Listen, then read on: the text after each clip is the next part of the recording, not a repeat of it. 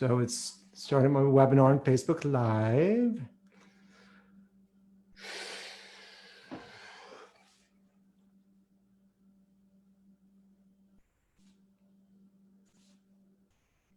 Okay, so do you see it? I don't have my computer open. I'm going to go check on that though. Okay. Okay, so yes, I see the growing up and I see that. And let me just so you'll check to make sure it's on Facebook Live. Right. Sounds like you're seeing it though too. So I think I am, but I won't. I just want to make sure it's going out. yeah, So I'll double check. check. If there's anything I'll text you. Thank you. So I'm going to go off camera and sound, and I'll be checking in with you around 7. I mean 8. I'll 8 o'clock. Just before 8 o'clock. Okay. Okay. Thank you. Sounds good. Bye. Bye.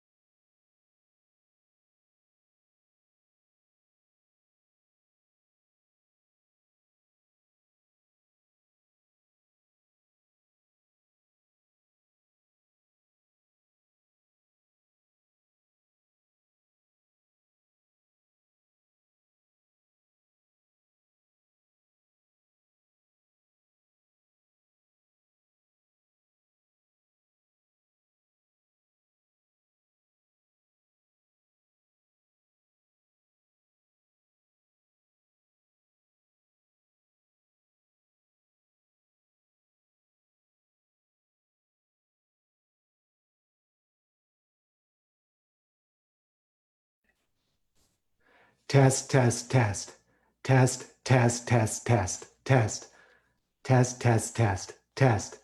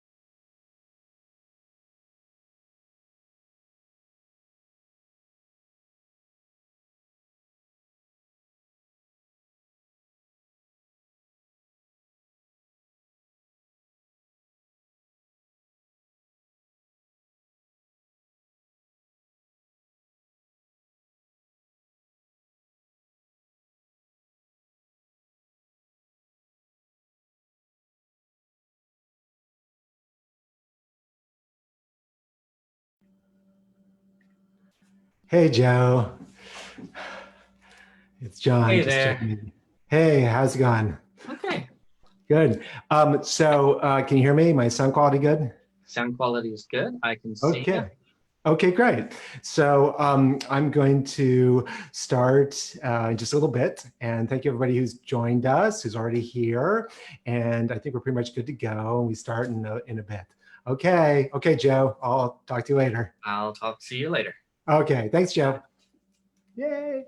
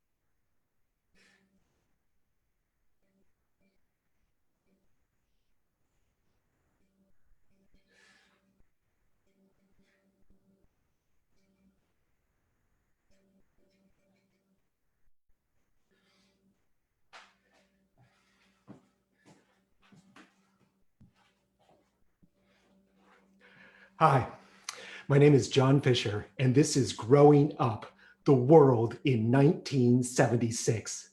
It was the bicentennial. It was 1976, and I was in 7th grade, and I was so into it. I was so excited about the bicentennial because I loved the American Revolutionary War. I was so excited, and I decided I want to make myself my own Revolutionary War costume, and I was very creative. I was very good with arts and crafts, so I designed my own costume. I made it for my bathroom, which was blue with this nice white piping, and I took off the cord and threw that away, and then I pinned up the back of the bathroom so it had that nice Revolutionary War scallop shape. And I wore a white shirt under it, a white dress shirt. And I had like a little ascot, like a little bib like they had. It was really great. It was white. It's like actually one of my daddy's old pair of boxer shorts, white. And I just sort of shoved the stain, under the collar. And then I wore those gray baseball knickers, those knickers, they were just like, there you go. They were just below the knee. They're just below the knee, these knickers, and they were perfect. They were perfect for like 1930s dress up, or the Revolutionary War dress up. And I wore these long white tube socks and dress shoes. And then I made a tricorn hat, a 3-sided hat out of an old gardening hat of my mother's. Yeah, and I pinned it up, and it was like a triangular hat, like from the Revolution. And then I got an old broomstick, and that was my musket. And my house was perfect because my parents built a colonial house for us to live in. It had this big sweeping staircase, and I was the British attacking up the staircase at Bunker Hill. And I was like, that's the ramrod, yeah? I charged up the hill, and then I was the Americans, the heroes, and I was fighting out the British. Redcoats, go home, redcoats, go home.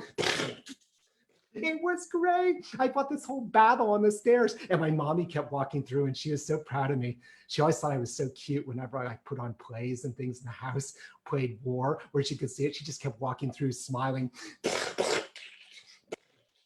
It was great. I had the best day. And that's how I celebrated the first day of the bicentennial. I was so excited and I was so jazzed up. I decided that I owed myself a big adventure. I loved having adventures. So I went outside and I got onto my bicycle and I was up on my bike and I was going to ride down our hill. Now, when I rode down our hill, I didn't use any brakes. I just shot down the hill. I was like, woo, woo. It was a big steep hill and I was like, woo, woo, woo. And I flew down the hill all the way to the bottom of the hill without brakes at all. Woo, woo. It was great. And I found out later that Mrs. Summers, our neighbor who lived down the lane, she used to complain to my mother. She'd say, I don't think John's safe on that bike. He just flies down that hill. He just races right down that hill. And I think at the end of the hill, he goes right out into the street and the cars could hit him. You should stop him from racing down that hill. And my mother, with anybody that she didn't really like, she always had a big smile. Thank you. Oh, thank you. Oh, yes. I'll tell John. Yes, I will tell him that. Thank you. Thank you. And she told me, but she was very dismissive. Thank you. Thank you. And I realized Mrs. Summers wasn't concerned about my safety. She just hated that I rode down the hill with no brakes going, woo, woo, woo. So from then on, I would ride down the hill with no brakes. I go, you see, the psychology of adults, I was figuring it out. And I got to the end of the lane, and then I turned left onto Lagunitas Road. And I rode up the little mound that is Lagunitas Road, and then down the backside another hill. Woo, woo! And I passed my godmother's house, Aunt Aggie's on the right, and the tennis club on the left. And then I was on the dirt road out to the Phoenix Lake parking lot. And I wound along the creek that came down from Phoenix Lake. It was so exciting. It was hot and I was steamed up and I was excited. And then I got off my bike because, I wasn't one of those people who could ride up the hill to Phoenix Lake. I was really small for my age and scrawny. So I had to push my bike up the hill. It was hard. It was always hot. It was always hot up there. And I struggled up that hill all the way up to the top of the trail. But 2/3 of the way up, I saw a sight that inspired me. Off to the left was the dam, the Phoenix Lake Dam. It was massive, this big earth-filled dam. It was great. And right next to it was this rusty old spillway made of tin. And the water used to come thundering down the spillway in the winter, and it gouged out this huge cave at the base of the spillway in the rock. You could see this cave there, and it was great. And what I loved about the dam was I always dreamed that one day the commies would blow it up. Yeah, the commies would come and blow it up, or the IRA, or Idi Amin, or maybe one of the rival water districts who were jealous of all the water we had. They'd blow it up, and then the water would go, and it'd wash away the whole town. It'd just flood the town and wash my house right out to sea. My brother, he was like a physicist already. You know, he was smart, too smart, in fact. And he used to say, oh, that's just not possible. Yeah. I mean, if the water comes down, it's just going to raise the level of the creek. It's not going to wash the house away. He was useless in those situations. So I was like, no, it's not. The commies are going to blow it up, and then it's going to wash us away. The Russians are going to wash us out to sea. He's like, no, that's not possible. Oh, God. I was so excited by that dam. I thought that dam was the greatest thing ever. It was so powerful, holding back all that water that could wash us away. So I was in 7th grade, and I was really into adventures. I lived for adventure. War adventure, or going up to the dam adventure, imagining how the town could be destroyed. It was so exciting for me. And it was great because I had plenty of time for adventure because I had almost no schoolwork. I had super easy chores and I got paid to do them. And there was nothing else in my life except time for adventure. Now, you're probably wondering, 7th grade is usually pretty intense. That's a pretty important year for a young man, for a kid, right? So why wasn't I just like doing homework all the time? Well, I'll tell you something. I had a great beginning to my 7th grade because I was always smart. When I was in kindergarten all the way to 6th grade, I was a smart kid. I was always getting A's, once in a while an A-, but I was smart. I was the smart kid. I was a hard worker. And 7th grade was no different. I got in there and I worked really hard and I got good test scores and my quizzes were good. And I was feeling great about 7th grade. It was wonderful. It was going so well. And then I got my first report card. It was my first quarter report card in 7th grade. And I opened it up and it was almost all C's. Class after class after class, all the teachers had like given me C's. In achievement, in effort, in comportment, in discipline, it was like C's. One teacher hadn't done that, but the others had all given me C's. And I was horrified because I had no idea. I mean, I thought I was like this really good student and I thought I'd been doing like really well. And I was also horrified because I had to get my father to sign it. My daddy loved me. He like thought I was great. And I loved my daddy. I thought he was great too. And now he'd have to sign this horrible report card. I never brought anything like this home. So I went home and we ate dinner all around the table. My daddy in his suit, just home from work, tired. I felt like I was guilty. I felt like I was doing a bad thing unloading this on him. And I said, Daddy, can you sign my report card after dinner? And he said, oh, yeah, just bring it up to my dressing room while I get changed. He went upstairs to his dressing room. And I went up those stairs to give him my report card to sign. And he was sitting on his changing chair. It was one of those fancy gentleman's changing chairs. He'd taken off his suit jacket and hung it on the back. And he was sitting there taking his shoes off. He was down below me for a change. It was weird. And I handed him the report card. And he took it out of the envelope. And he read page after page after page after page in silence. And then he looked up at me and he said, what happened? I said, I don't know.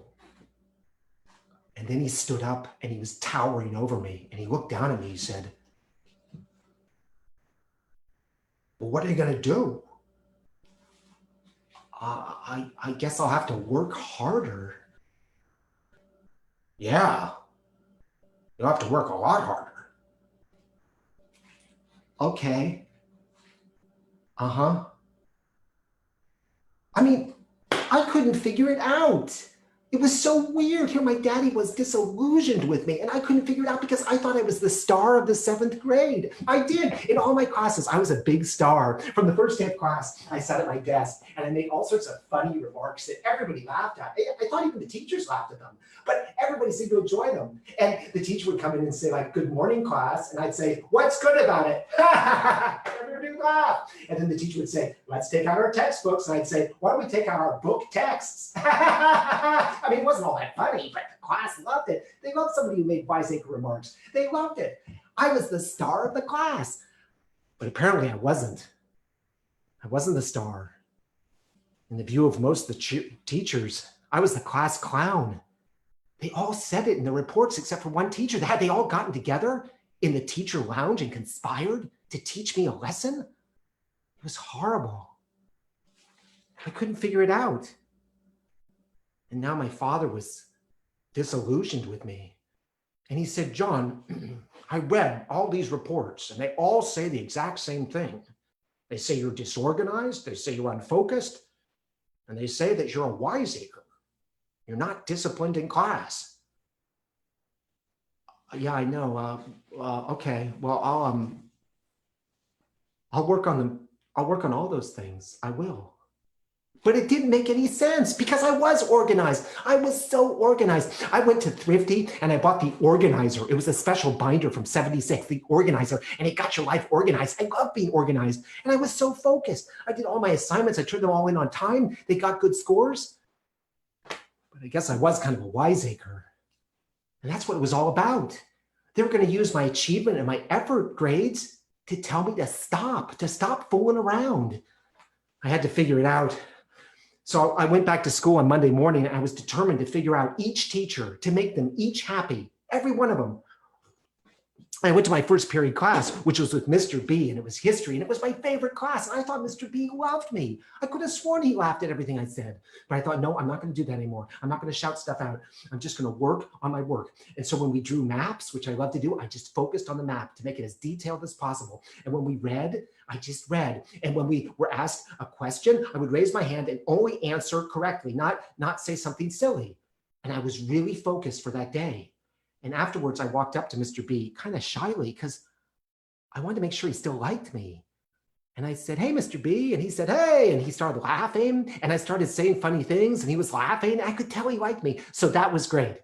I realized Mr. B did like me. He just didn't want me shouting stuff out in class, right? He didn't want me to be the star of the class. He was the star. He wanted me to leave him alone in class. And afterwards, we could be buddies.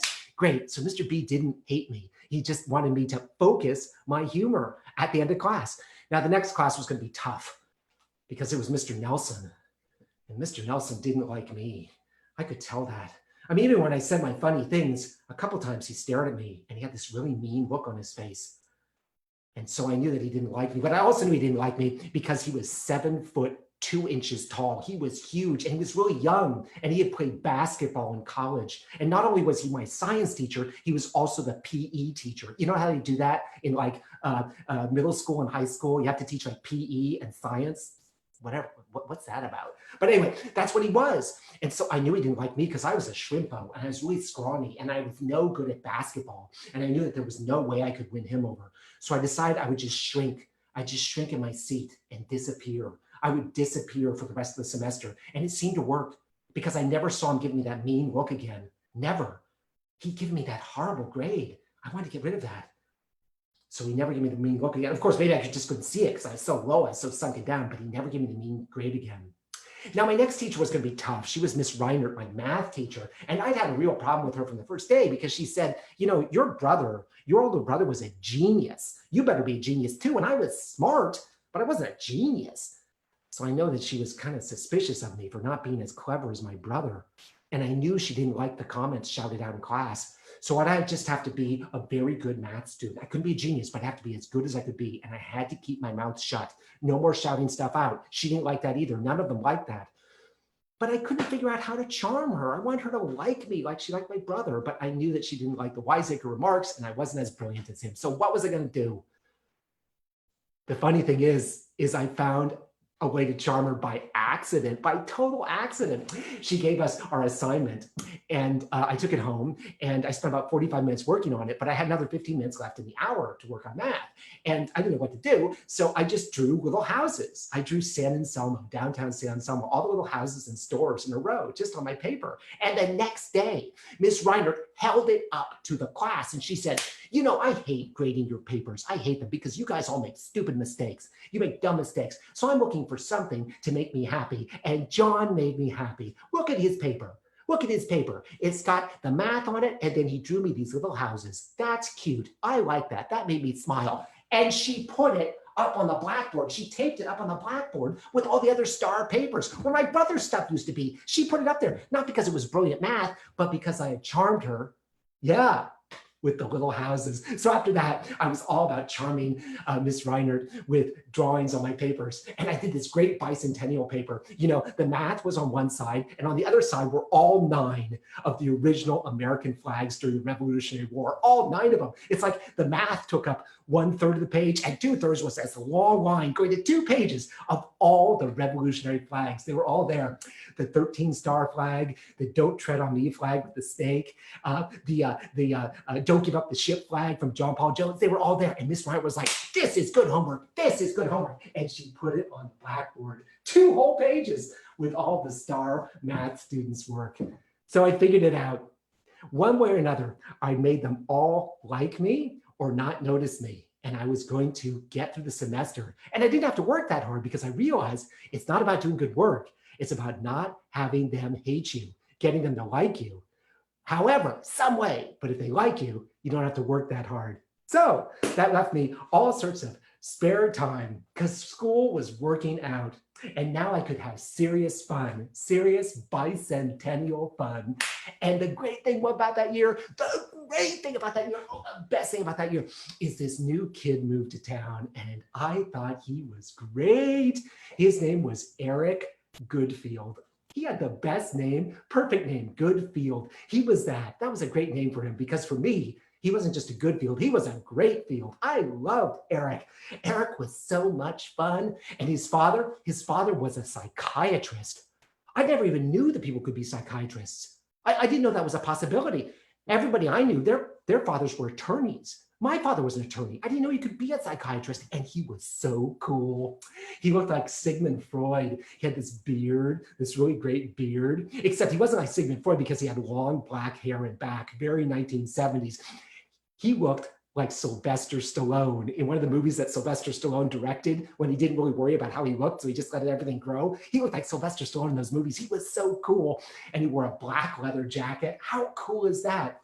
And Eric's mom was Ginny, but it wasn't really his mom. It was his father's second wife. Yeah, it was his stepmom. Yeah, and she was like 10 years older than Eric, so she was more like a big sister, and she was so nice. She wasn't at all like a wicked stepmother. I loved them. They were so cool. They were into all sorts of cool things.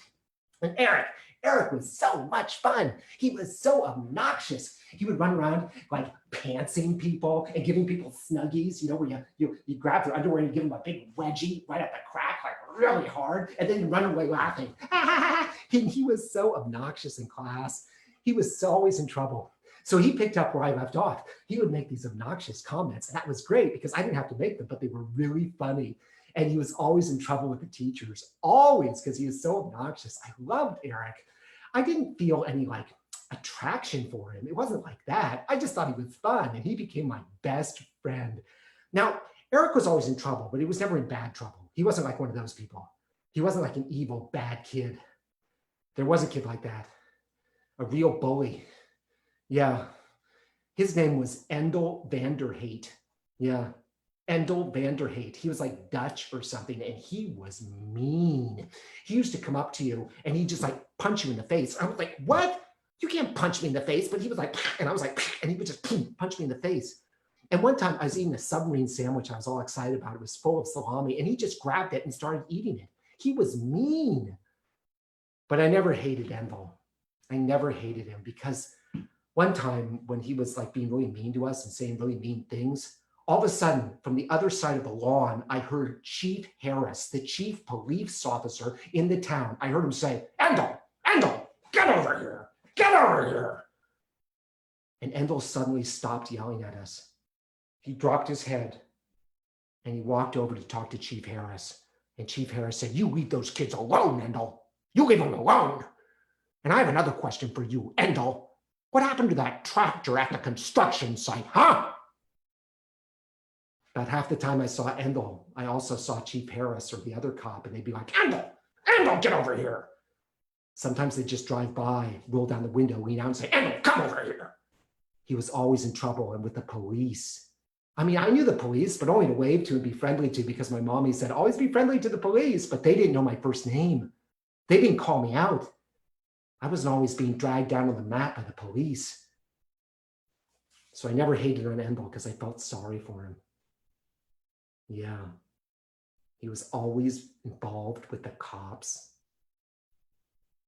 Well, I loved Eric. And the thing I was so impressed with Eric was he was obnoxious to everybody, but he could always turn it off for my mother. That was very important. You had to turn it off for my mother. You couldn't be crazy with my mother. But he had this weird thing. He was very respectful of my mother and always very nice to her, but he would always like lose his balance around her. He'd always be like talking to her and like losing his balance. It was weird. It was like he was so nervous he couldn't stand straight. And my mother would say, hi, Eric, how are you? And he'd be like, I'm fine, Mrs. Fisher. Thanks.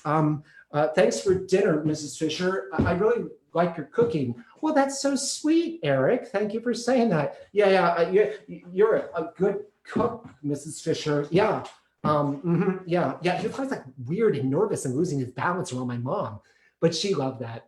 She liked my friends who were fun. That's what she said. If they were respectful to her, but crazy, she said, I like Eric. He's fun. That meant they were crazy, but they were respectful. And that was a good combination for her because her son was kind of crazy and respectful too. She liked Eric. She did.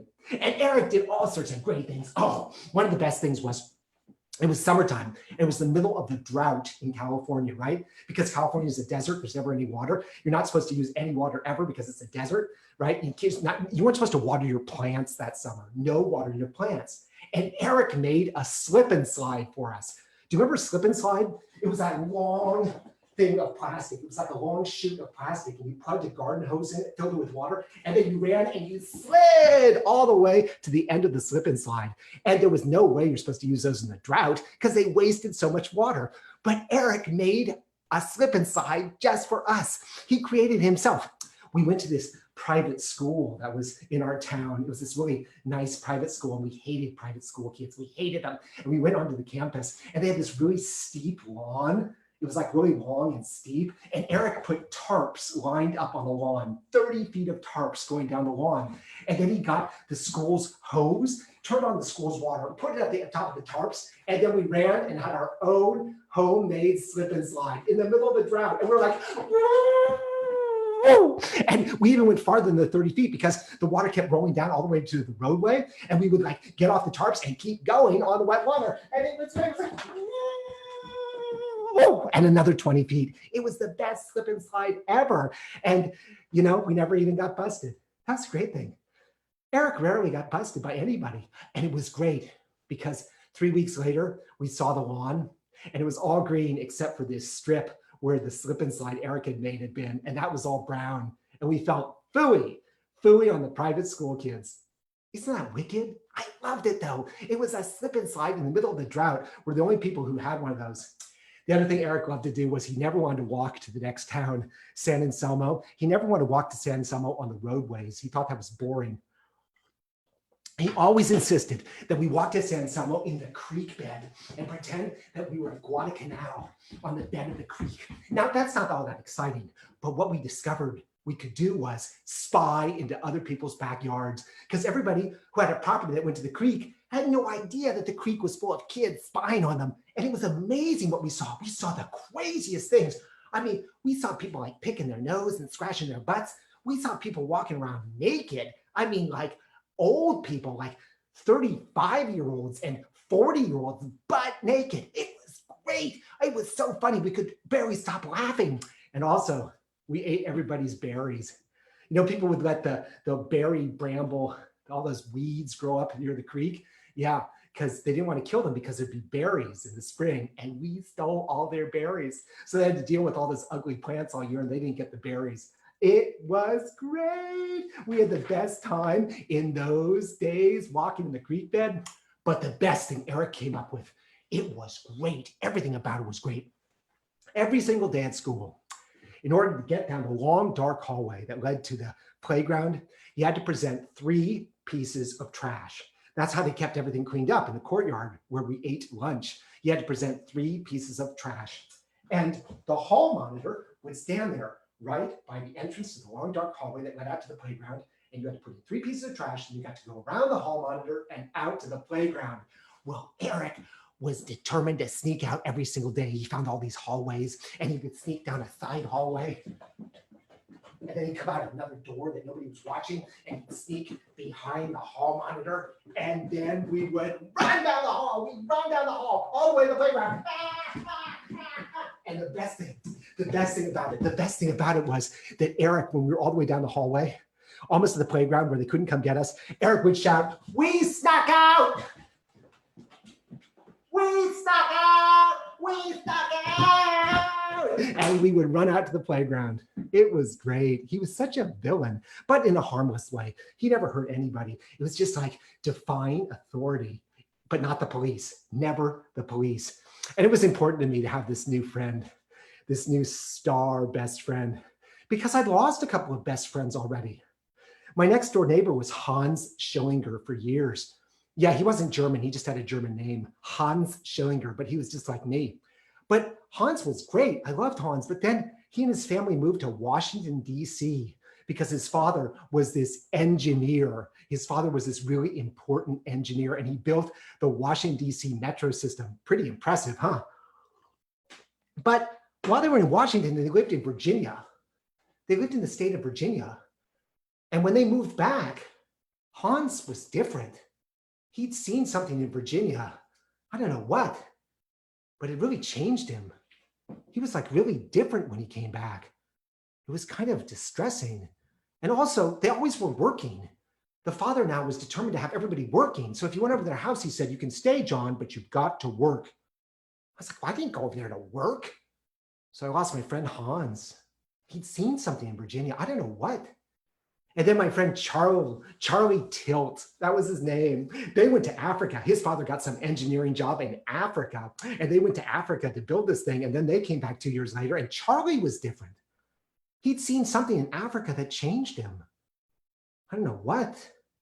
He was so serious now. And now he said his name was Charles, not Charlie. And he just stayed at home, reading things and brooding. I don't know, he changed. So Eric arrived like a breath of fresh air. I needed him because he was crazy. Eric was insane, and he became my new best friend. I had another best friend, another guy who moved there to the town at the same time. His name was Kenrick Lee. He was great. He was the nicest guy ever. And he was the size of an adult. He was a 7th grader like me, but he was huge. And he had this really deep voice. And like everybody who was important in my life, he was nice to my mommy. He was a real gentleman. "Oh, Mrs. Fisher, how are you?" "Oh, I'm fine, Kenrick. How are you?" "I'm fine, Mrs. Fisher." And my mother would tell these dumb jokes. She had a dumb sense of humor, but she'd tell these jokes with a big smile. And Kenrick was great because he always laughed.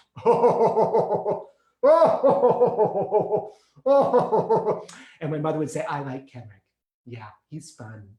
And Kenrick was wonderful because he was so tall. Everybody thought he was like my much older brother. And we would go out to dinner and we'd get served, and he knew how to pay a tip. And everybody thought he was like an adult. So he was totally cool to hang out with. So Kenrick and Eric, yeah, both nice to my mommy and both really good guys. Now, my parents once took us on a trip to a little lake, and their friends, the Wastes, had a house on this little lake up near Tahoe. And they asked me if I wanted to invite somebody, so I invited Eric. And it was great. This house was wonderful. And the lake had all these little boats on it, and it was a really cool place to be. And Mrs. Waste, who was so nice, she was like my mother. She was so nice. She said, "Hi, boys. Now, the family is on the 1st floor, and you guys can have any room you want on the 2nd floor. Go and find a room that you want." And we ran up the stairs. We ran all the way up the stairs and went into every single room trying to find the best. But they all had spiders in them. I mean, there were like webs everywhere in the corners of the ceilings and spiders in the webs. I mean, I know it's the country, but I didn't, spiders, I was afraid the spiders would come and bite me. So we went downstairs and we said, Mrs. Waste, could we have a room that doesn't have spiders in it? Who raised me? How obnoxious. Couldn't I get a broom and take care of the spiders? I had to go ask that obnoxious question. Well, Mrs. Waste was so nice. She thought for a minute. She said, you know what? You could have the room in the attic. The attic's been converted into a bedroom. Why don't you guys go up there and you can have the attic? And she told us how to get up there. And it was great because we went up to the second floor and we pulled this rope down from the ceiling and this big staircase came down. And then we went up the staircase and we pulled the rope up. It was like a drawbridge, like nobody could come up there with us. And we tied off the rope and the room was incredible. She was right. It was the best room in the house. She was absolutely right. I loved it. And there were no spiders, none. And Eric had a bed and I had a bed. It was the middle of the day, but we lay on our beds and we felt like kings, just laying on our beds, staring up at the ceiling. And then I realized there was something black hanging upside down from the ceiling. It was a bat. There were no spiders in this room, but there was a bat hanging from the ceiling. I thought, oh my God, that's a bat. And Eric was looking at it going, yeah, it is. I thought, of course there's no spiders in this room. The bat eats them. And Eric's like, okay, what are we going to do? And I said, well, we can't ask for another room. That was obnoxious. I wonder if Mrs. Waste knew the bat was there. No way, she wouldn't want a bat sucking our blood. So Eric said, well, don't worry about it. Let's just go have fun and we'll think about it later. So we did. We had a great time. We were running around outside, running around. And then we had dinner and we were full of food and we played some games. And it was great. We had the best time. And then we went up to our bedroom and it was dark and the bat was still there. And we knew that bats flew around at night. And we got into our beds. And we pulled our sheets up over our heads, and all night long we were awake because we were convinced that if we fell asleep, the bat would get us in the neck and we'd turn into vampires. It was horrifying. There's something really great that happened though. Well, great for Eric, really. I mean, I was sort of indifferent, but Mrs. Waste's daughter came up and her name was Tamby, and she had a friend. And Tamby and her friend were both our age. And we ran into them on the second day. They just arrived. And Eric just stood there staring at him, and they started doing this to me. He was like hitting me in the like in the waist, like he thought that they couldn't see him doing this. He was like, I was like, what are you doing? Stop hitting me. Stop hitting me. He said, they're beautiful. They're completely beautiful. And I'm like, are they? I can't tell. What? They're beautiful? Oh, yeah, I guess. He said, I said, stop hitting me. He said, we have to make a move. We have to make a move. I said, a move? What's a move? I mean, I knew that you moved from house to house, but you know what? I don't understand. What do you mean make a move? You want to move out of our room? I said, stop it. He said, let's go for it. Go for it. Go for what? You want to go for lunch? You want to go for pizza? I said, would you stop that? He said, come on. So we walked up to them, and Eric was enraptured with Tamby. He was just totally enraptured. But then he did that dumb Eric thing every time he got nervous. He said hi to Tamby, but then he started losing his balance. He was like, hi, I'm Eric. I'm John's friend. That's why I'm here. I'm sleeping upstairs with the bat. Do you know the bat room? That's where I'm sleeping with the bat. And he was like losing his balance and like falling. I'm like, what are you doing? And then Tamby and her friends started giggling because they could tell that Eric was totally in love with them and nervous. And they're like, hee, hee, hee, hee. And Eric's going, yeah, I'm pretty funny. I can be a funny guy. Yeah. And he was like losing his balance, barely talking to them. They were giggling. I'm like, what am I supposed to do? Like clean up this mess? I don't even know what's going on. It was so weird. Like everybody was like, oh, like excited, but I didn't know why. I mean, it was just strange. I was totally out of the loop in that department. The like excited, sexy department. I didn't know what's going on. I just saw this guy doing this and falling and Tamby and her friend giggling. It was so strange. Which is not to say that I didn't have crushes. I'd had crushes. I just didn't know what they were. I was just like consumed with something, passion, but I didn't know what it was. My first crush was on Bruce Harper. Oh my God. He was 6 years old when I fell in love with him. I was 6 too. I mean, Bruce was 6, but he was built like he was 8. He was like a stud. And we used to go out into the playground at lunchtime, and Bruce went across the playground. And I was like, oh my God, this is so exciting. And I didn't know I was in love with him. I was just like obsessed with him. I was always looking at Bruce. And one day Bruce came up to me and he said, come here. I said, what? He said, I've got a secret plan. I said, what's your secret plan? He said, after school today, let's go back to your house. We'll go up into your playroom and we'll take our clothes off and run around naked. I was like, that's weird. Why would you want to do that? Run around naked? He said, it'll be great. I do it at home, but I want to do it with you. It'll be more exciting. I was like, okay, if you want. And then I went back into class for the afternoon. And I tell you, I was like, whatever. This sounds weird, running around naked. Who cares? But I'll tell you something. I had no focus that afternoon. All through all my classes, I could not concentrate because all I could think was, I'm going to be running around naked with Bruce in 2 hours, in 1 hour, in half an hour, in 15 minutes, in 5 minutes. And then the bell rang and I realized it's Bruce time. And I went outside in front of the school and there was Bruce waiting for me. And we looked at each other and then we ran all the way to my house. We just ran. We tore up my lane, that steep lane. And we went inside the family room and my mother was there with my little brother and she gave us cookies and milk as a snack. Best mommy ever. And then we went upstairs into the playroom, which is at the opposite end of the house on a different floor from the family room where my mother was. And we locked the door and we took our clothes off and we ran around naked. It was great. We were just running around naked.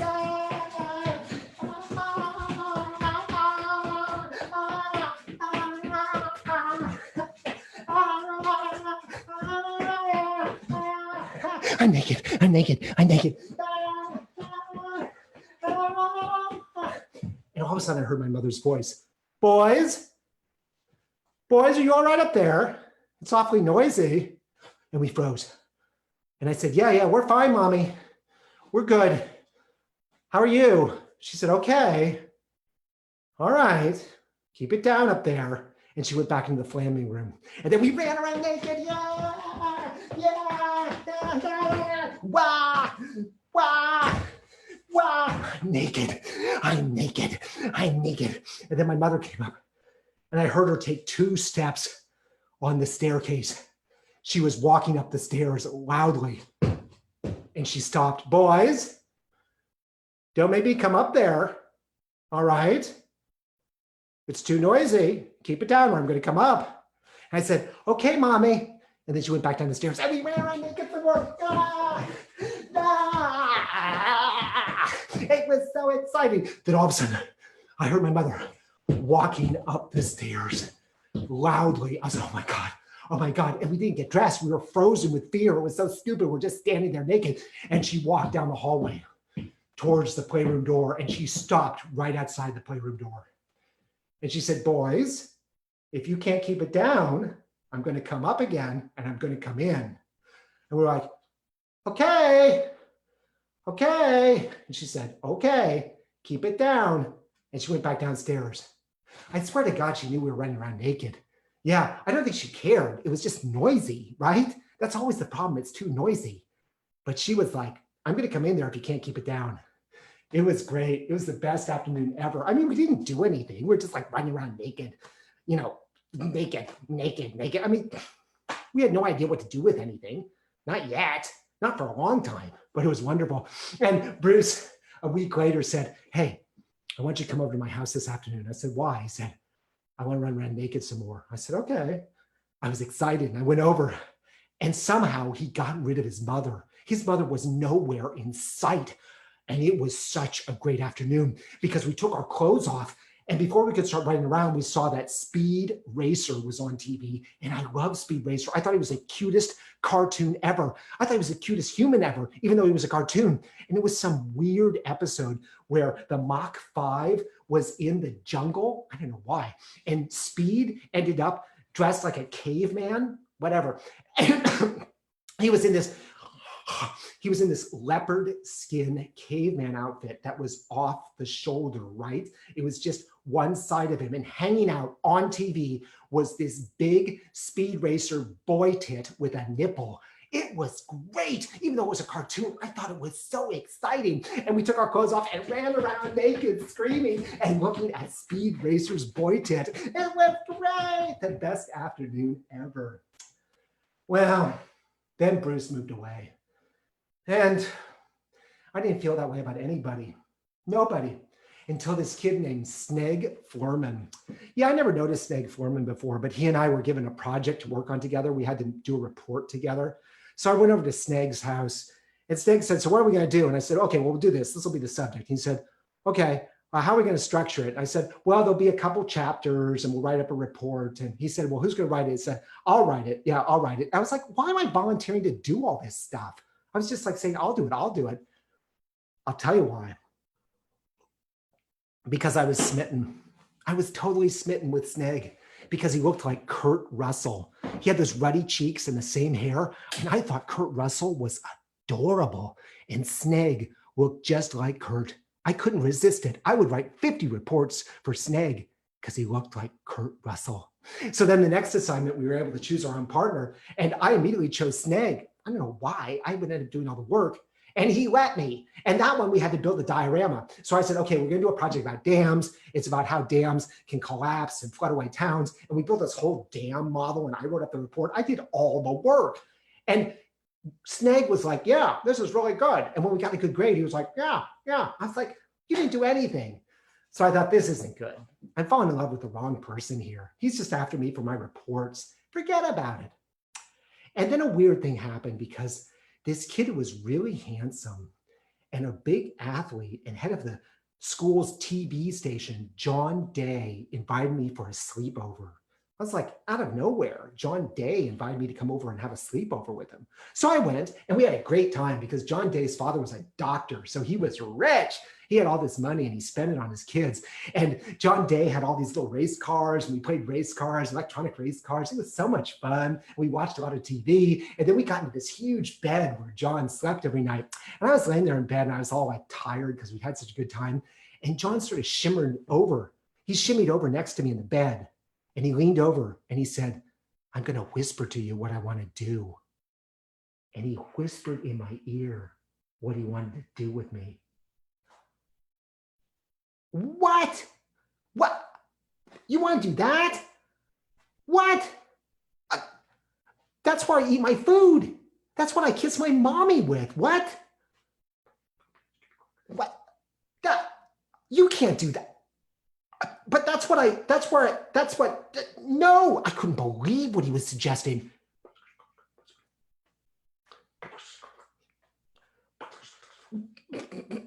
I was disgusted. I was horrified. I was like, where did he come up with this stuff? And he was at me all night, not touching me, just making all these suggestions. And I could not get my brain around it. It occurred to me, I probably should have asked him to pay me. He probably had a bunch of money and I could have scored big that night and had my sentimental education, as Flaubert said. Yeah. But then I would have gotten off to the wrong track with sex. You know, money for sex, you never quite get away from that. You always feel like you should be paid.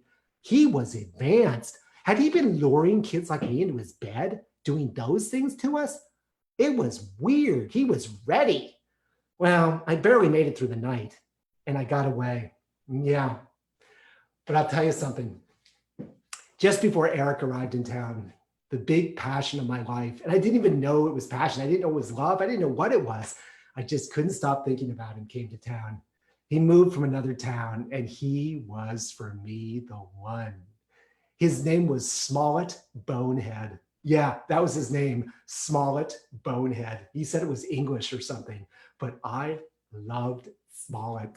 He was great. And this is going to sound really superficial, but he had a perfect body. It was stunning. In 7th grade, it was like a statue, this body, an ancient Greek statue, perfect. And he had an adorable face and he was really smart and inquisitive and really, really bright. And most important, he laughed at everything I said. Everything I said, he laughed at. He laughed and laughed and laughed. He thought I was so witty. That's very important. He laughed at everything I said. And he used to tell his father every single thing I said. And his father said to me, you know, I'm not going to call you John. I'm not going to call you Fisher. I'm going to call you Fisher Says, because that's all I ever hear from Smollett. Fisher says this. Fisher says that. Fisher says this. I'm going to call you Fisher Says. And that's what he called me, Fisher Says. I bugged him. Yeah, but Smollett was the one for me. He was incredible. And we started hanging out and we had a good time. But Smollett kind of done me wrong because it kind of went south at one point. I mean, one time I was over there and Smollett suggested the thing I loved most in the world, the thing I discovered. Smollett said, hey, do you want to go skinny dipping? Oh my God, yeah, that'd be great. I love getting naked with other guys. I didn't want to do anything, or I didn't know how to do anything, but I want to get naked with them. And he was like, yeah, let's go skinny dipping. So nobody else was at his house. So I got into the pool and he was in the pool and both swimming around in our bathing suits. And then all of a sudden I realized that Smollett was out of the pool and out of his bathing suit and running around the pool, all around me, butt naked. And I was like,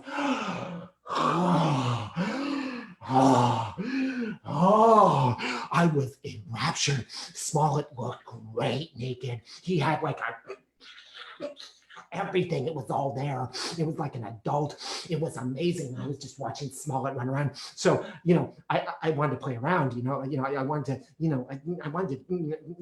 to join him. So I took off my swimsuit, but I stayed in the water because, I didn't want to be seen. I was so scrawny and I just sort of swam in the water. Yeah, I was just sort of swimming in the water and trying to hide from everything. And Smollett was running around. And then Smollett put his bathing suit back on. I thought, well, that's that. That's too bad. So I was like, swam over to where I put my bathing suit. It wasn't there. My bathing suit was gone. It had disappeared. I was in a panic. I was like, oh my God, I'm in this pool naked. Smollett's got a swimsuit on. Somebody's going to see us. So I got out of the pool and I was running around looking for my swimsuit, looking all over Smollett's backyard for my swimsuit. And guess what? Smollett's house was on the creek. The creek bed was right there behind his house. And I knew that creeks were full of spies like me and Eric. So I'm running around butt naked for 5 minutes. And finally Smollett said, oh, here it is. Here's your swimsuit. Ha, ha, ha. I swear, he done me wrong. He knew that I had this big thing for him. And he was like humiliating me. He just wanted this little puppy lap dog, to like sit around and fawn over him. And then he could make me do silly things and embarrass me. I got back in my swimsuit. I was so angry at him, but I couldn't help it. I was still hopelessly in love with him, even though I didn't know what love was or lust or any of those things. He just filled my heart. So I was hopelessly in love, but hopeful for Smollett. And I had tons of adventure in my life, mostly with Eric, who was the greatest guy in the world. And I was surviving in school. It was turning out to be a good year, considering that awful report card. I was getting by. But then I realized I had no interest in life, right? I mean, I figured out how to work the teachers, which meant I didn't have to work very hard as a student, but I had no interests. I had lots of salt, lots of sugar, but no protein. All fun, no substance. I mean, what was education giving me? It wasn't giving me anything because I wasn't asking anything from it. My brother had gotten so much from education.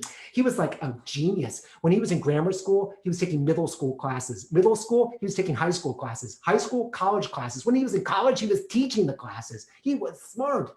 I had nothing. I wasn't interested in anything but passing, getting by, not getting bad grades, having the teachers like me, keeping my mouth shut. That was education for me. What was I going to do? I had to get something from this experience of school, right? So they announced the auditions for the school play. And I thought, I'm not going to do that.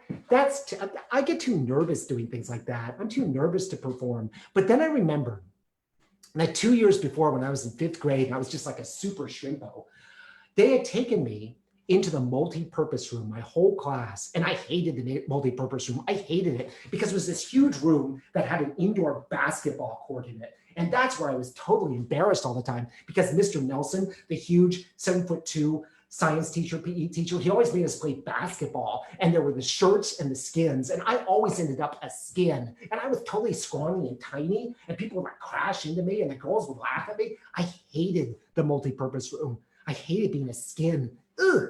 And then there was this kitchen over on one side of the multi-purpose room. And that's where on Wednesdays, they served these awful hot dogs and potato chips.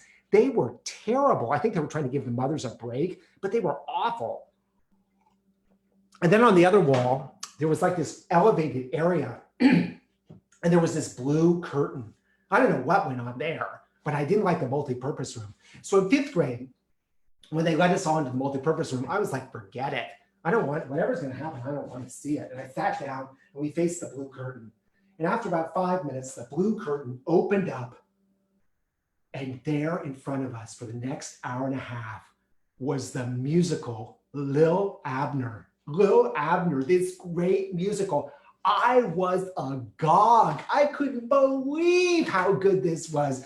First of all, they had this female chorus, all these 8th grade girls, and they had like these really skimpy tops, like these like fluttery halter tops, and these really sleazy little dresses, because they were all like Ozark Hicks, right? They're all like hillbillies, and you could see their midsections and all their legs. I was like, what?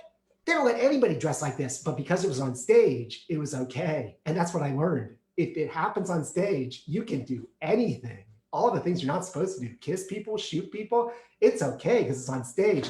And the girls had this great chorus. It was my favorite song. They sang, put them back the way they was. Oh, put them back the way they was. It was great. I loved it. But the best part was Lil Abner and all the other boys in the show were these 8th grade boys. And they all wore overalls, but they only clipped one clip. The other clip hung down. So they were like Speed Racer in the jungle.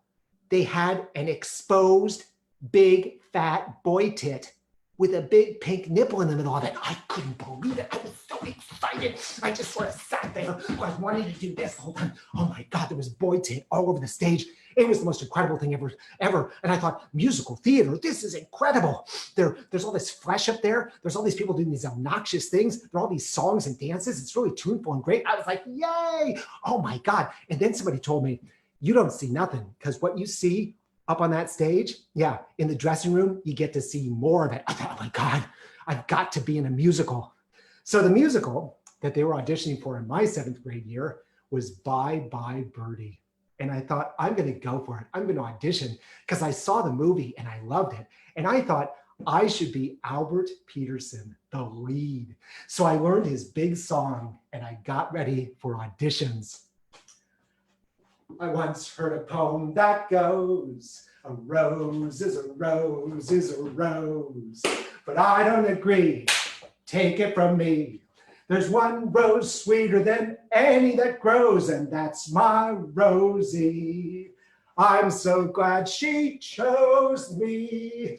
Life is one big, beautiful song. If love is right, then what could be wrong? Or life is one big, a beautiful song to me. I was all set for auditions. So I went to auditions. And the nice music director was sitting there with the music in front of her, this nice woman, and she started playing my song. And I went with Albert's song, Rose. I once heard a poem that goes, a rose is a rose is a rose, but I don't agree. Take it from, stop, she said. She stopped me in the middle of my song. She said, you're not singing the notes. You have to sing the notes, the same notes as the piano. I said, notes, what are notes? She said, the key, you have to stay in key. I said, I don't know what that means. She said, well, you have to sing the same notes as the piano. And I said, oh, okay, I'll try. And she said, you have to stay in tempo.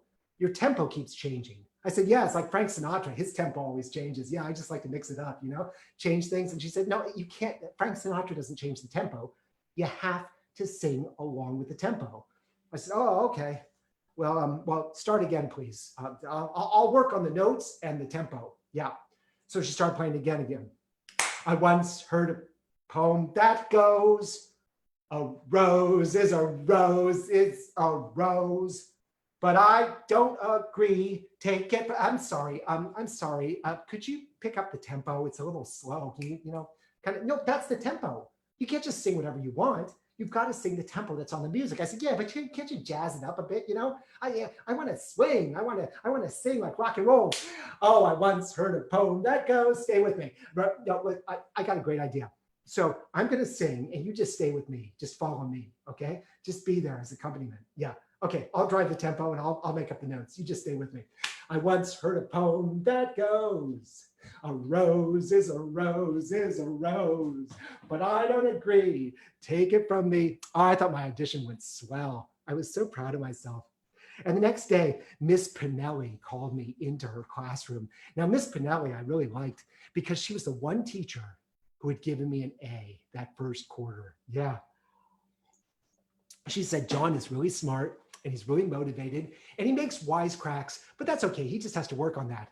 So whatever happened in the teacher lounge where they decided to gang up on me and teach me a lesson, Miss Pinelli had not gotten involved in that. She'd given me a good grade, which is what I deserved. So I trusted her. So I went to see Miss Pinelli and Miss Pinelli said, hi, John, here, these are the roles I'd like you to play in Bye Bye Birdie. And she handed me the list of roles. I thought, oh my God, this is great. I have more roles than anybody. I have 7 roles. Yay. I did better than anybody. But then I looked at the roles. I looked at all of them. Albert Peterson wasn't one of the roles. Hugo, another one of the leads, was not one of the roles. The father wasn't one of the roles. I was like, Miss Pinelli, I wanted to play Albert Peterson. And she said, oh, no, you're too young to play Albert Peterson. No, that's for an older actor. I said, yeah, but my friend Kenrick is playing the father and he's my age. And she said, well, Kenrick's tall. I said, but I'd be a great Albert Peterson. She said, no, I think you should play those roles. I think you'll be really good in those roles, John, really good. I said, but what is this called, having all these roles? What is that called? She said, it's called being in the chorus. I said, chorus? I didn't know what that meant, but I could tell it was a bad word. It was an obscenity. I was like, chorus? I could just tell the way she said it. It wasn't what I wanted. She said, yeah, you'll be in the chorus. Come on, John. You've never been in a play before. You're inexperienced. This way you'll get experience and you'll have fun. And the next time you'll get a bigger role, okay? I said, oh, I don't know, Miss Pinelli. I mean, I think I have to think about it. Think about it? Who the hell was I? What was I gonna do? Go home and talk to my agent, my attorney? It's ridiculous, I had to think about it. Yeah, I have to think about it. Can I tell you about it on Monday? Well, she was so nice. She said, of course, John, you come back on Monday and you tell me if you want to be in the play. I think you'll be great and you'll learn a lot and you'll have fun. So I went home and I was puckered. I was so upset. Boy, oh boy, I tried out for Albert Peterson. I got chorus. How could I hold my head up? Oh my God. But I thought about it. And the more I thought about it, I thought, I don't know. Am I really going to be happier if I don't do it? If I don't do the show at all? Is that really going to make me happier than if I did it? And I decided, why not? Miss Pinelli is the only teacher who was actually nice to me on my report card. I should listen to her. I should respect her opinion. So I went back to school on Monday and I said, Miss Pinelli, yeah, I'd like to be in the show if the roles are still available. And she said, yes, John, they are. I'm glad. That's good, John. Good for you. And I'll tell you something else, John. The local high school is doing Music Man, and they're looking for somebody who can play a little boy. Now, you're not a little boy, but you can play a little boy. And it's a great role. It's Winthrop, and he has these great songs and scenes. So I'm going to have you audition for the local high school production. I thought, cool, Miss Pinelli in my corner. All I had to do was agree to this one thing, and she had my back covered. She was great. And I will tell you something. Being in Bye Bye Birdie was the greatest thing ever. It was incredible. It was so good from the first rehearsal. At the first rehearsal, they showed us the movie of Bye Bye Birdie, and they said, just do it like this. This is how we're going to do the show. Just imitate these people. I was like, what? That's not the way you're supposed to do a play. My whole acting career after that was teaching you, don't do that. Don't watch movies. But that's what we did. And I love that movie. And we just put the movie on stage. It was great. I love my costumes.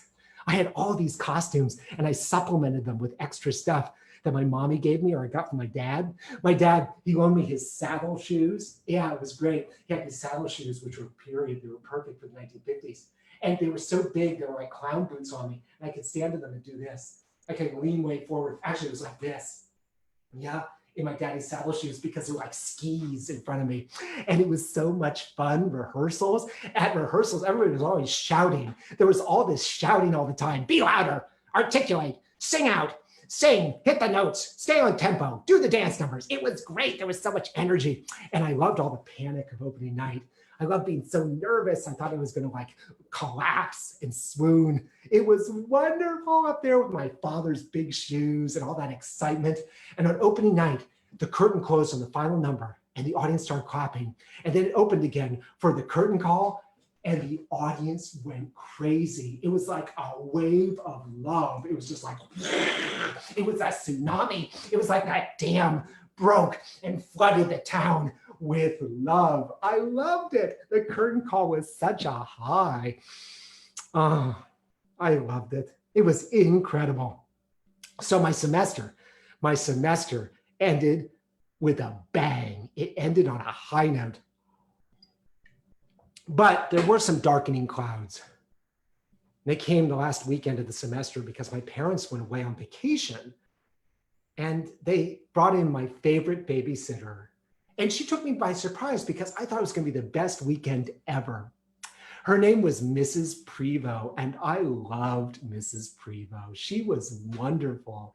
She was like really, really old, which means she was probably like maybe 2 years older than I am now. Or maybe she wasn't. Maybe she was like 90. I don't know. But to me, she was like super old. And Mrs. Prevost was so interesting because she used to clean all day long and cook. And she would tell us the greatest stories. And I just sat there in the kitchen listening to her stories. And they were all about people who committed suicide. Yeah, my brother committed suicide. Yeah. He blew his brains out with a gun. Yeah. He got brains and blood all over the wall. Yeah. I had to clean it up. It was very messy.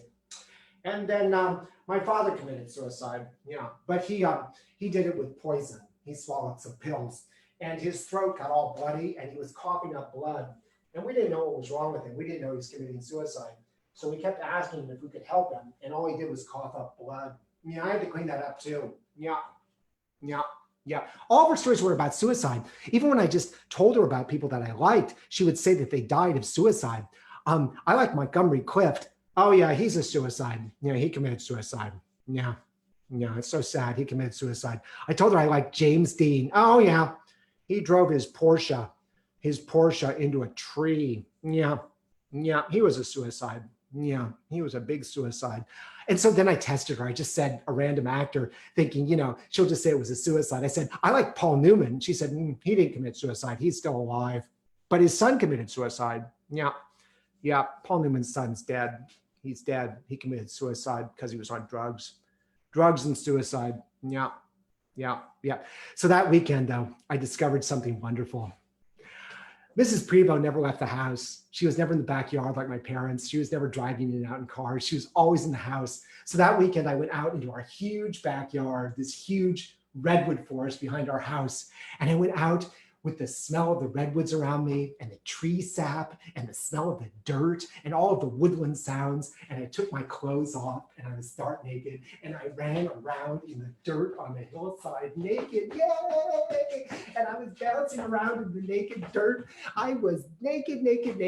I had the best time. I didn't do anything. I didn't know what to do. I just like being naked in the woods. And then I put my clothes on. I was still dirty. I couldn't get all the dirt off. And I went back into the house. And Mrs. Prevost said, "Oh, were you out in those woods? Yeah? Oh, wow. You have to be careful out there because of brown widow spiders. Yeah, you have to be careful of brown widow spiders." I was like, brown widow spiders? You mean black widow spiders, Mrs. Prevost? No. If a black widow bites you, you might die. But if a brown widow bites you, you're going to die in agony. Yeah. You see, what happens is they bite you. You don't even see it. You don't even feel it. But then a day passes and all of your skin peels off. And then all of your muscle peels off and falls off your bone. And then you just die because everything's fallen off your body. Yeah, there are brown widow spiders out there. You should be careful. Yeah, you'll end up dead from a brown widow spider. What? This is like the best thing I've ever figured out to do on my own. And now I'm supposed to be terrified of brown widow spiders? My father came home from their vacation. I said, "The brown widow spiders out there. They're going to bite me." "Brown widow spiders? Who told you that?" "Mrs. Prevost, she said that your skin comes off and your muscles fall off and then you just die." So, "Oh, that's ridiculous. There are no brown widow spiders out there." There's scorpions out there. Now, those you have to be careful of because they'll get you and then you'll die of that. But there are no brown widow spiders out there. Scorpions? So there were scorpions and brown widow spiders out in the woods where I like to run naked. Great. Dark clouds coming overhead for summer when I was all excited about running around naked in the woods. Now I had to be afraid of brown widow spiders and scorpions. The other bad thing about the summer is that Eric went away. I didn't even know where he went. He didn't tell me. He just disappeared, gone. I think he had a mother, like his real mother was somewhere. I don't know if he went and stayed with her, but he didn't tell me. He was just gone. I didn't even know if he was going to come back. So my big hero, my best friend, was gone. There was no school. There's no sports. I didn't like sports. I was too shrimpo. I mean, my mother made me take tennis once a week, but that's not really a sport. That's like something that, you do to be social, right? I didn't have any time for sports.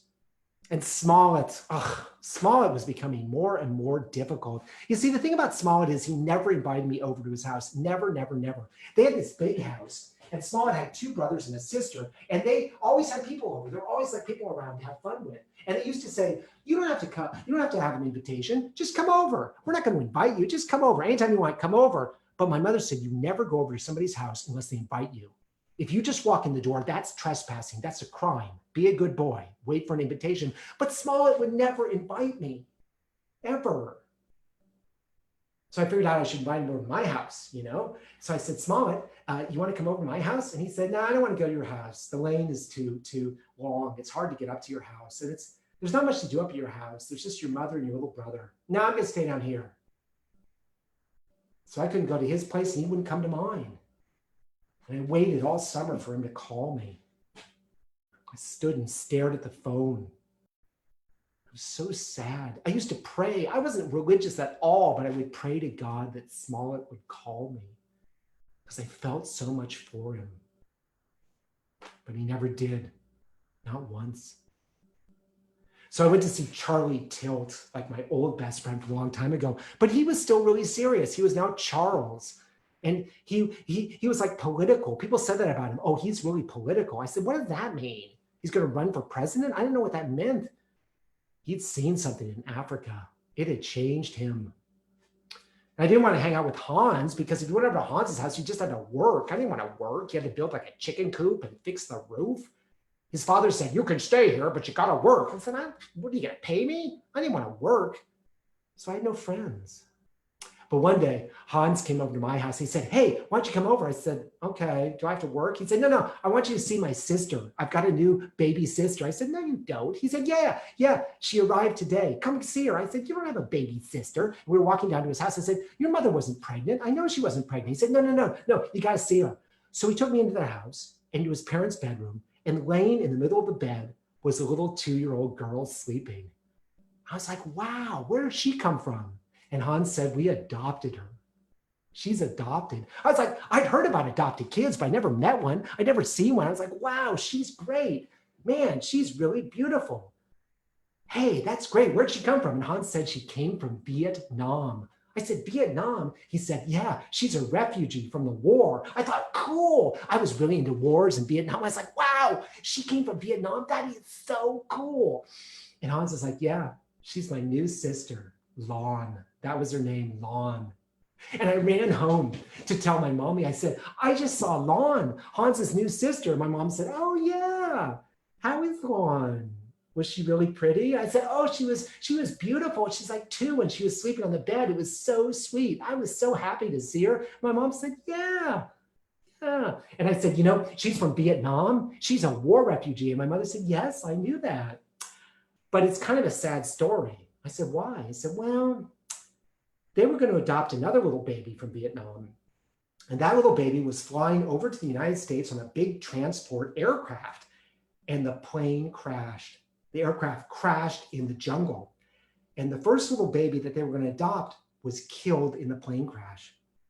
That's so sad. Yeah. So the adoption agency called up the Schillingers and they said, we have another little baby. Do you want another little baby girl? Same age. And they said yes. So they adopted Lon. That's such a nice story, Mom. And my mother said, well, it is and it isn't. Because Lon was on that plane too. Yeah. She was on that plane when it crashed, but she didn't die. And she lay out in a field in the jungle for 2 days, surrounded by dead bodies before they found her. Wow. Yeah. Mom, why would somebody's mommy put them up for adoption? I mean, why would Lon's mommy not keep her? Didn't she love her? Oh, I'm sure she loved Lon, but well, Lon's daddy was an African-American soldier in the US Army. And when the US Army pulled out, he came back to the US and he left Lon and her mommy behind. And Lon's mommy decided that she couldn't raise Lon in Vietnam because the Vietnamese wouldn't like this little girl who was half Vietnamese and half African-American. That's so sad. Well, it worked out, didn't it? Now she gets to live with the Schillingers and they'll love her a lot. That's the sweetest story. And I ran down to Hans's house and I said, can I look at Lon? And he said, yeah. And we were standing there at the door looking at Lon. I said, I know about the plane crash. He said, yeah, sad. I said, does Lon have nightmares? He said, yeah, she has bad nightmares. But she wakes up and she doesn't remember anything. So hopefully one day she'll forget him. That is so great. So there was this big world out there that I was learning about, right? I didn't know anything about it. Vietnam, kids being adopted, refugees. And somehow Charlie and Hans were connected to it, but I totally wasn't. And then something happened at Smollett's. It wasn't very nice. I didn't like it. I went over to Smollett's. I didn't tell my mommy. I just went. I decided, damn it, I have this thing for Smollett. I want to be around Smollett. So I just went over to Smollett's. And Smollett's house was kind of weird because there were always all these kids all over the place. And they were always like running around playing and fooling around and eating lunch and all this stuff. And then there was a maid. And all she did was pick up after the kids and make meals. And I thought that was weird. I mean, I'd heard about servants.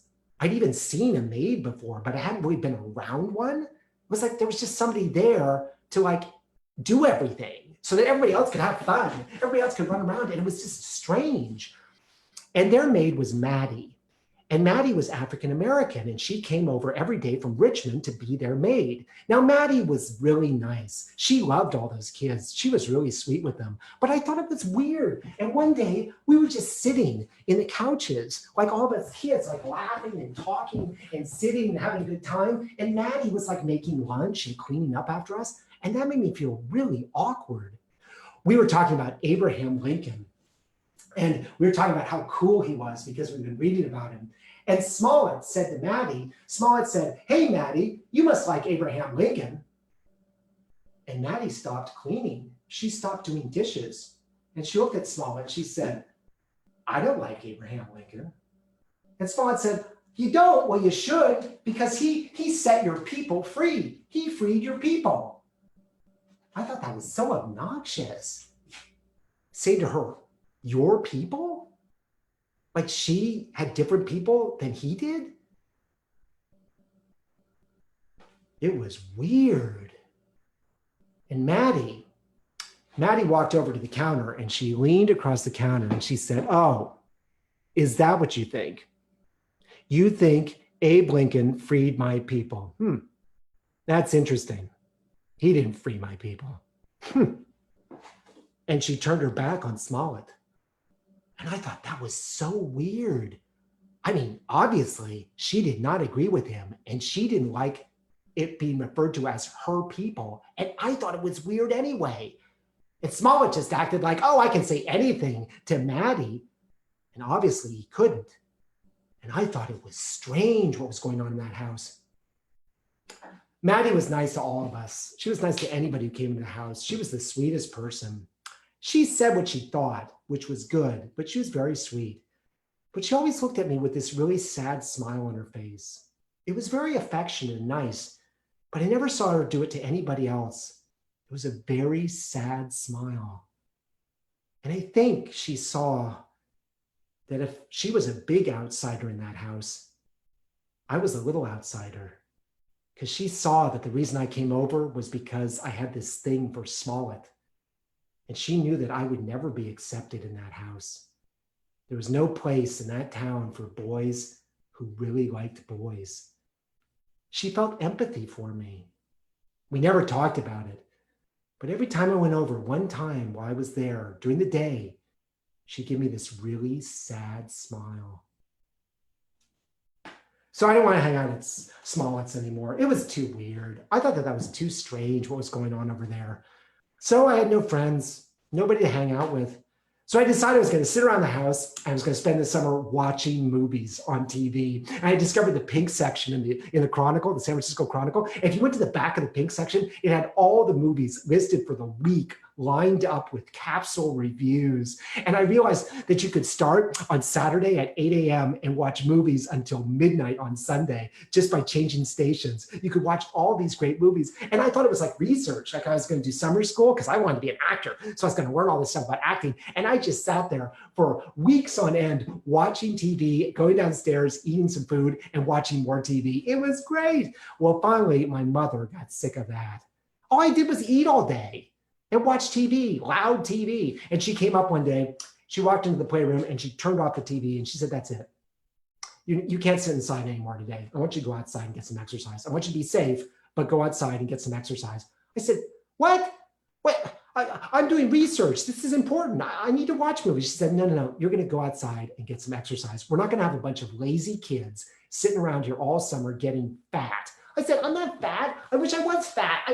I'm not fat at all. She said, get out. I want you to be safe. I want you to go out and get some exercise out of the house. And she pulled the cord out of the wall. And I'm like I couldn't put the cord back in. Like that was going to somehow disable the TV. And she said, out, go, be safe, but out.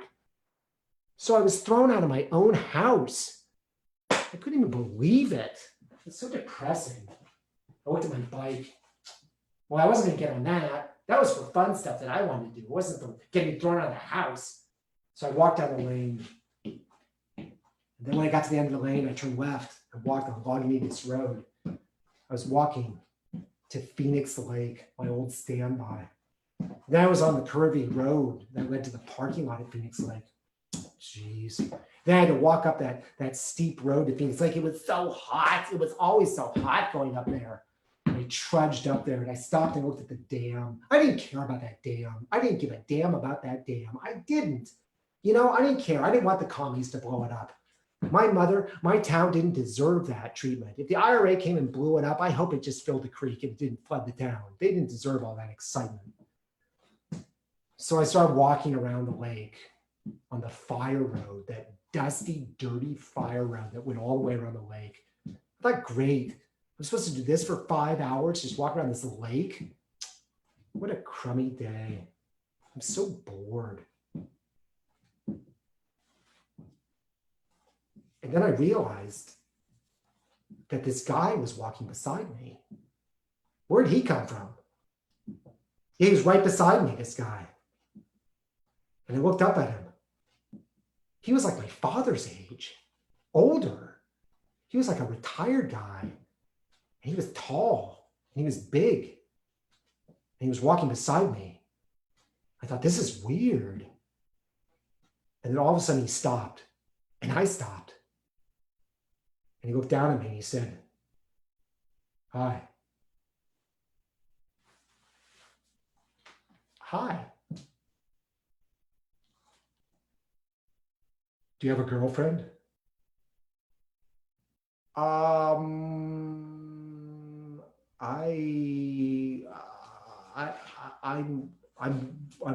working on getting one. Do you like sex? I don't know. Well, I'll tell you something. I like sex. I like it a lot. You want to go up this path here with me? I think I'm going to keep walking on this path. Okay. If you change your mind, I'll be right up that path. You'll see me. And he walked up the path. And I started walking. I thought, oh my God, what's going on? That was scary. I knew something bad was happening. Oh my God, I didn't know what to do. I mean, I was walking, but I was frozen. I was so afraid. And then I thought, oh my God, he's following me. He must be behind me. And I froze. I thought, I can't turn around and look. He'll see me. So I started walking again. I said, I can't walk too fast because he'll see me. He'll be like a shark. If you move too fast, if you show your fear, he'll bite me. I thought, oh my God, what am I going to do? I have to find out if he's behind me. I have to find out if he's between me and the parking lot where there are other people. I have to find out. So I turned around really quick. He wasn't there. So I started walking back towards the dam. I was got to get out of there. I had to get out of there. And then I saw that path. The path was in front of me. He could come out of that path at any moment. Until I got past that path, he would be between me and the parking lot. I'd never get out of here. He would stop me. So I was walking by the path. He was at that path. I didn't want to look. I didn't want to look because I was afraid I'd see him. I was walking. And I got by the path. And then I started jogging. And then I started running. Oh my God. Was he behind me? I was running as fast as I could. And I got to the dam. And then I ran down the lane that went up to the dam, all the way down. And then finally, I could see the cars through the trees. I was running for the cars because I knew if I got to the cars, there'd be other people. And then I was at the cars. I made it. And then I started walking on the dirt road that led back to the town. God, that was weird. I was so scared. That was freaky. I was terrified. And then the cars started leaving. All the cars were leaving the parking lot. I don't know why, but all the cars were driving past me. I thought, okay, I got cars beside me. Good. As long as people can see me, I'm fine. And I was almost off the dirt road. Then all of a sudden, there he was standing in front of me, right there. How did he get there? Did he run through the woods? I didn't see him pass me. How did he get in front of me? And he looked down at me and he said, I had to get my car out. I had to move my car out because they're going to lock the parking lot. Okay. So I'm going to go back in. Do you want to go back in with me? Go back up to the lake? I have to get home to my mommy. She's expecting me. Okay. What we talked about earlier, you won't tell anybody about that, will you? No? Just between us. Yeah. I mean, you're okay with that, right? Yes? And then he walked around me and went back up to the lake. And I thought, oh my God. I was like, what happened? I was like, oh, thanks, Mom. Thanks for throwing me out of the house. And then I get up to the lake with this weirdo. I was like, what was that about? I mean, my mommy, she was great. I mean, she was always telling me, don't talk to strangers, be safe, and don't get into cars with strangers. People drive up to you and offer you a ride, say, no, I don't want a ride. If they keep being persistent, say, I'm going to tell my mommy and call the police. Don't get into cars with strangers. And I always said to her, I said, why would anybody want to give me a ride somewhere? And she said, because people might want to grab you. Grab me, why? Because a lot of people would like to have a nice little boy like you. What? Well, then they have to feed me and put me to bed at night. Why would they want me? She said, don't get into cars with strangers. Don't. But she never said that something like this could happen. It was scary. I figured it out, though. I knew this was wrong. I mean, I was frightened enough to make the right decisions. And you know what? I never told anybody about it, just like he told me. I was brainwashed. I was so frightened. I never told anybody about it. Until about 10 years ago, I told my husband. And then tonight, this is the second time I've told people about this scary guy by the lake. So I realized I had to take control of my life. Things were just happening to me. I didn't know what was going on half the time. Things would just happen and I would just have to respond. I had to be assertive in my life. Yes, I was going to take charge. I was going to be active. I wasn't going to sit around. I wasn't going to let just things happen to me. Fortunately, Eric came back before the summer ended. He came right back to me. He never told me where he went. I never knew, but he came back and I was so happy. But Eric wasn't. He was sullen. He was different. Something had happened. I don't know what, but he wasn't himself. And then one Friday night, my mommy said, hey, would you like me to drive you over to the Sequoia Theater in Mill Valley? You guys can go see that new movie that's opening tonight. It's a big deal, that movie. And I was like, yeah, come on, Eric, let's go. And she drove us over to the Sequoia Theater. And we arrived 2 hours early because it was going to sell out. And we were the first 2 people in the line. And then she went and bought us hamburgers and fries and milkshakes. And we sat there on the sidewalk eating our food and French fries and milkshakes and burgers. It was great. But Eric was so sullen. He was like not Eric anymore. He was just quiet, one word answers. I felt sad for him. But then when we went inside, we got 2 great seats in the middle of the audience, and then the movie started, and Eric loved it. He loved it. He was so excited through the whole movie because it was Jaws, and Eric was rooting for the shark. He wanted the shark to eat people, and every time the shark ate somebody, everybody else would scream, and Eric would be like, yay, yay, yay, yay, go shark, go great white, go great white. It was great. And when the shark bit that guy in 2, and his leg came down and bounced off the seafloor, Eric was like, yay, yay. And when the shark ate Robert Shaw, Eric was like, yay. And when the shark ate the little kid, yay. Eric loved it. The only thing that he was disappointed about, he was laughing at all the deaths. He laughed and laughed and laughed. People were staring at us, but I loved it. It was Eric. Eric was back. But the only thing he was disappointed about was at the very end, when Chief Brody shot the shark and the shark exploded. And Eric was like, but there's one more guy.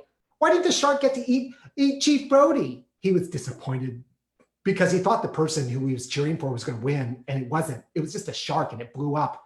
But Eric had the best time, and Eric was back. I had my best friend back, and he was himself again. Big, obnoxious Eric.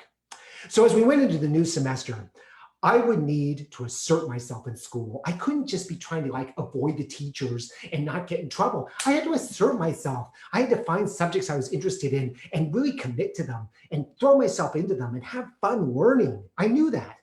Fortunately, I discovered girls. Yeah, not to date. I didn't want to date girls. I didn't want to date girls. But I wanted to be friends with them because girls were cool. They weren't all macho and trying to show off. They just like to have fun. And my favorite girlfriend, not girlfriend, but girl, empty space friend, was Keela Deal. I loved her. I loved her name. Yeah, her name was totally phony. Yeah, it was a combination of her parents' names. Her father was Ken and her mother was Sheila. They put them together and she became Keela Deal. And she was great. We used to gossip about stuff all the time. We gossiped about stupid stuff. I mean, just the dumbest stuff ever. It was like, I was like, oh, Keela, come here. I saw Mr. Nelson go into the bathroom. Oh my God, he went into the bathroom? Yeah, he was in there for 2 minutes. Oh my God. We gossiped about stupid things, but it was fun. I loved Keela. And also, I got my favorite teacher in middle school. My 8th grade teacher who taught English was Miss Paraka. And she was great. She was so beautiful. She was 24, just out of college. And she taught me creative writing. She taught me how to write a story. And she loved my stories. She would laugh and laugh at my stories, and she would tape them onto the blackboard so everybody could see. And it wasn't like my math class where they just had little houses on them. She loved my stories. She taped them up there. And my final story was supposed to be 8 pages long. And when I turned it in, it was 20 pages and it wasn't finished. And Miss Paraka said, John, this is a novel. You can't finish this. You have to start over again, write an 8-page story. I said, no, I'll finish it. I'll finish it in 2 pages. And it was about a nuclear reactor that melts down. Yeah, because the communists in league with the IRA melted down and all of California gets radiation sickness and dies. And I finished it up in 2 pages. And she put the whole story on the blackboard, all 22 pages. I love Miss Paraka. She was a real inspiration. And in my final year in middle school, in 8th grade, I was in 4 plays and skits, and they were all things that I wrote myself. I was so proud of myself. Yeah. I played a matador. Yeah, and my friend Scott Rosen was the bull, and this was our little skit for Cinco de Mayo. Right? Anyway, it was great. People loved it. And then on skit night, I played this rich guy whose wife was sleeping with the butler. Yeah. How did I get that by the censors? What? Yeah, but that's the thing. On stage, you could do anything. You could kiss people, shoot people, get in fights. It was okay because you were in character. That's what I realized. And the best, my favorite, was that Eric and I played embezzlers, and we were holding this briefcase, and we had handcuffs. We were handcuffed to each other and handcuffed to the briefcase, and it was full of money. It was so much fun to be on stage with Eric because we were both big hams. And finally, and this is so perfect for the bicentennial, I played Uncle Sam.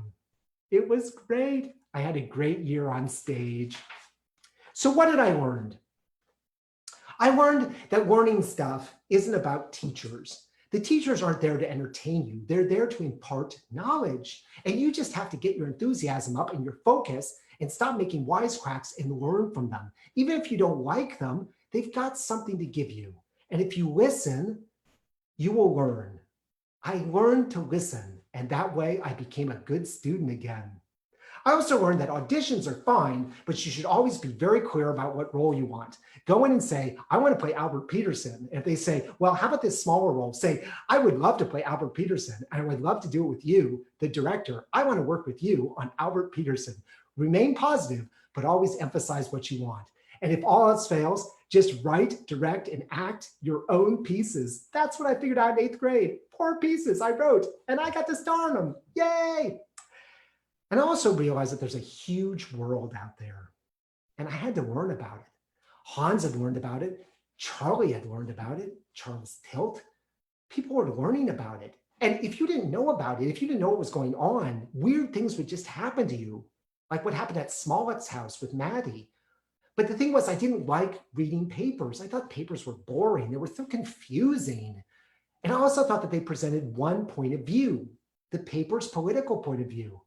But I discovered that I loved writing history because history is only written when the story is over and you can have a good overview, a good perspective on the story.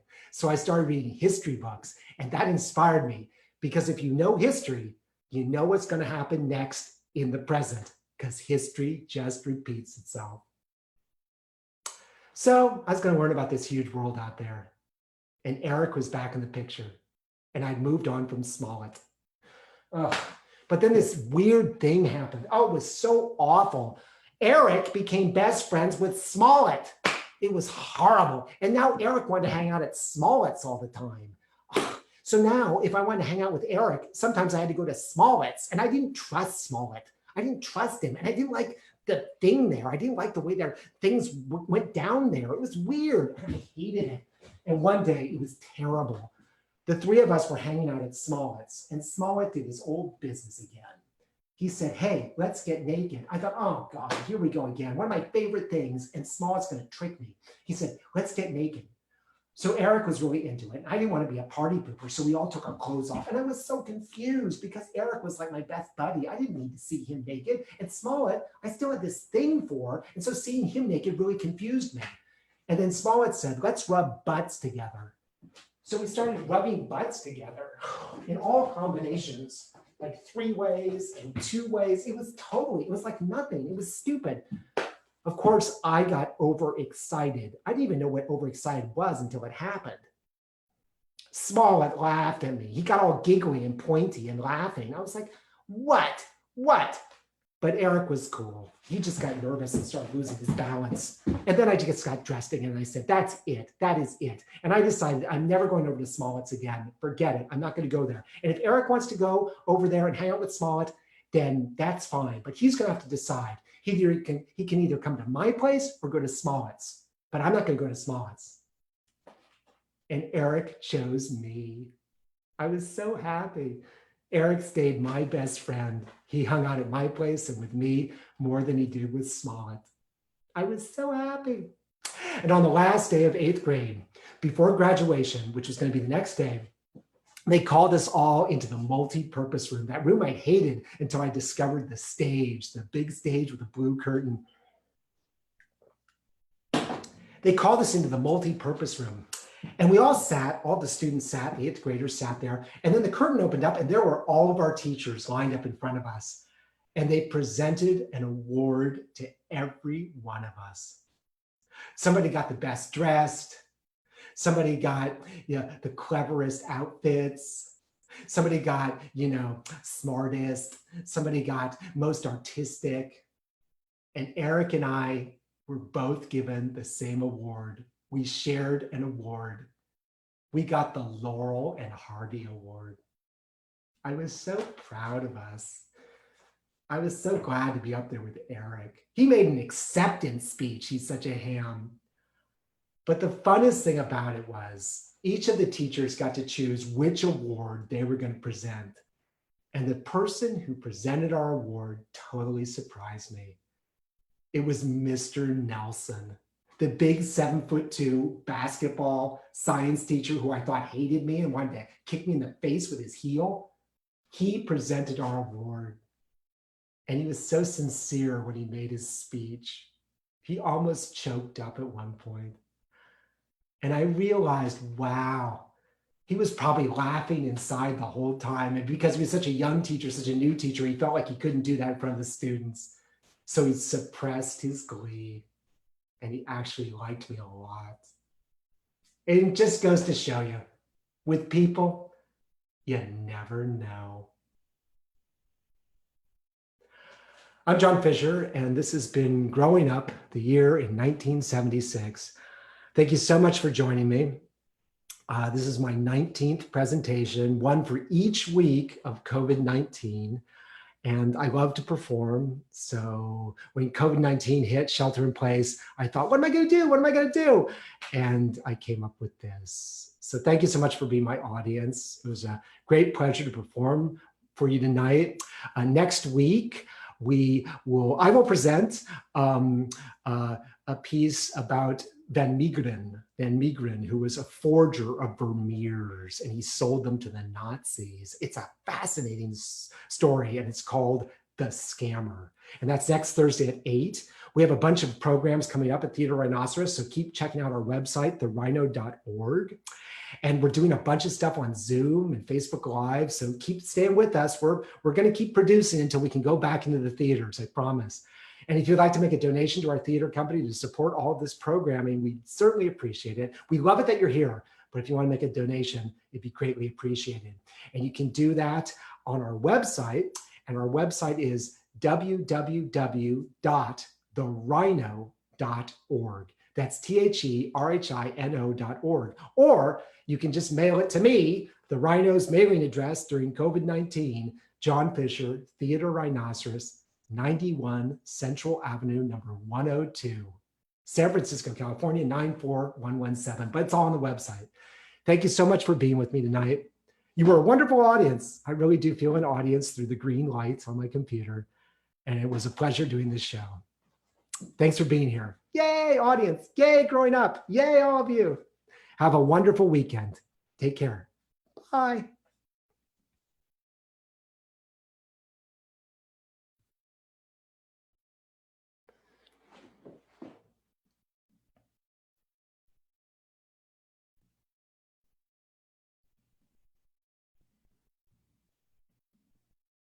Oh, there it is. Yes, there it is. There it is. There's all of our stuff. Epic Party Theater. Yes. Yes. So there's our donate. You can do it to PayPal. That's our PayPal, therhino.org. So go to therhino.org and donate to PayPal, or you mail our gift to Theater Rhinoceros. And that's my home address. Okay. Thanks for joining me. And, oh, wait a minute. Things are changing. This is so exciting, live theater. Oh, there we go. So don't donate to Epic Party Theater. I think there's somebody that we collaborated with. Yeah. Yeah. Oh, there we go. Yes, here it comes. Oh, there we go. Oh, that's it. Yeah. So PayPal at therhino.org. Yeah, PayPal, or you can just send it to my home address. And actually, my zip code has too many ones in it. It's 94117, not 111. But that's all right. They'll figure it out. I have a great postman. He's a good guy. Thanks so much for joining me. We're going to sign off. Okay, Joe, can I sign off? I think Joe's trying to turn on his microphone. I'm going to sign off, Joe. Should I end this meeting? End this meeting, John. Thank you, Joe. Bye.